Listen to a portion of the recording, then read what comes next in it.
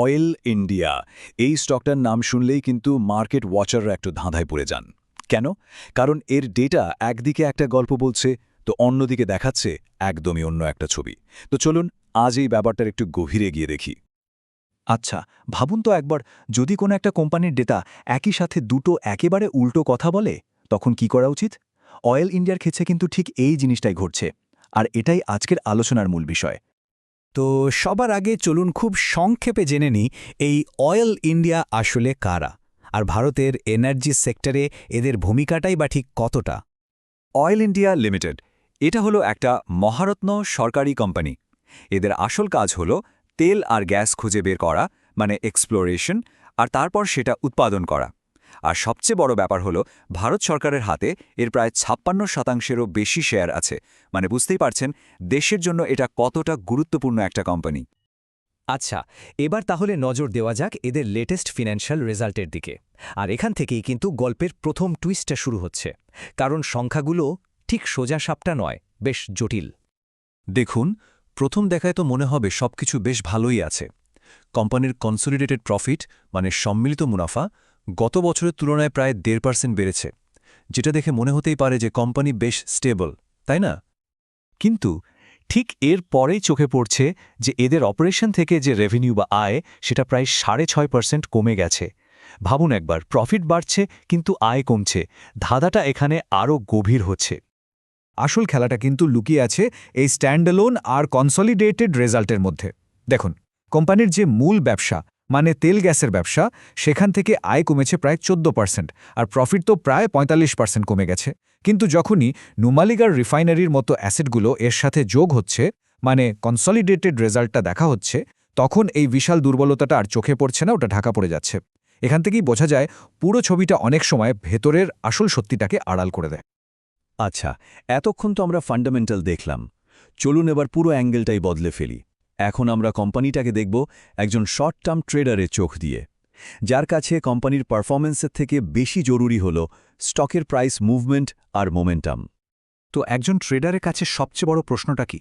Chart কি বলছে? Technical ইন্ডিকেটরগুলো কি ইঙ্গিত দিচ্ছে? চলুন দেখি ডেটা আমাদের কি বলে। আর এখানেও দেখুন সেই একই কনফিউশন। আরএসআই, ম্যাকডির মতো যে ইন্ডিকেটরগুলো আছে, যেগুলো শর্ট টার্ম মোমেন্টাম দেখায়, সেগুলো কিন্তু বাই সিগন্যাল দিচ্ছে। কিন্তু যেই আমরা ২০০ দিনের মুভিং অ্যাভারেজের দিকে তাকাচ্ছি, যেটা কিন্তু একটা লং টার্ম ট্রেন্ড বোঝার জন্য খুব ইম্পর্ট্যান্ট, সেটা আবার সেল সিগন্যাল দিচ্ছে। আর ওভারঅল টেকনিক্যাল রেটিং সেটা দেখাচ্ছে স্ট্রং সেল, মানে ট্রেডারদের জন্য এটা একটা বিরাট বিভ্রান্তিকর অবস্থা। তাহলে একজন ট্রেডারের দৃষ্টিকোণ থেকে যদি দেখি, পুরো ছবিটাই বেশ ঘোলাটে আর রিস্কি। তাই যতক্ষণ না পরিস্থিতি পরিষ্কার হচ্ছে, একটু সতর্ক থাকাই ভালো। আর দুটো লেভেল মাথায় রাখা খুব জরুরি। সাপোর্ট লেভেল মোটামুটি ৪০১ টাকার কাছাকাছি, আর রেজিস্ট্যান্স হল ৪২৪.৫ টাকার আশেপাশে। বেশ, ট্রেডারদের দিকটা তো বোঝা গেল। এবার চলুন সম্পূর্ণ অন্য একটা অ্যাঙ্গেল থেকে দেখি। এখন আমরা ভাবব একজন লং টার্ম ইনভেস্টরের মতো করে, যার কাছে এই প্রতিদিনের দামের ওঠানামাটা বড় কথা নয়। বড় কথা হলো কোম্পানির আসল ভ্যালু, তার ভিতরের শক্তি। আর দেখুন, লং টার্ম ইনভেস্টরদের জন্য ছবিটা কিন্তু একদম পরিষ্কার। টেকনিক্যাল চার্টের ওই সব জটিল সিগন্যালের বদলে এখানকার সংখ্যাগুলো অনেক বেশি ভরসা দেওয়ার মতো। যেমন ধরুন, এর পিই রেশিও মাত্র ১০-এর আশেপাশে, মানে আয়ের তুলনায় শেয়ারের দাম বেশ কম। ডিভিডেন্ড ইল্ড প্রায় ৩%, রিটার্ন অন ইকুইটি ১৩%-এরও বেশি। এই সব কিছুই কিন্তু একটা দিকেই ইঙ্গিত করছে কোম্পানিটা ফান্ডামেন্টালি বেশ শক্তিশালী, আর হয়তো আন্ডারভ্যালিউড, মানে এর যা দাম হওয়া উচিত তার থেকে কমে পাওয়া যাচ্ছে। তাহলে সোজা কথায় একজন ভ্যালু ইনভেস্টরের চোখে অয়েল ইন্ডিয়া কিন্তু একটা খুবই অ্যাট্রাক্টিভ সুযোগ। ভ্যালুয়েশন কম, রিটার্ন ভালো, আবার বেশ ভালো একটা ডিভিডেন্ডও দিচ্ছে। তাহলে দেখুন, আমরা দুটো একদম আলাদা গল্প পেলাম। এখন প্রশ্ন হলো, এই দুটোকে এক জায়গায় আনব কি করে? কোনটা ঠিক? সঠিক রাস্তাটা কোনটা?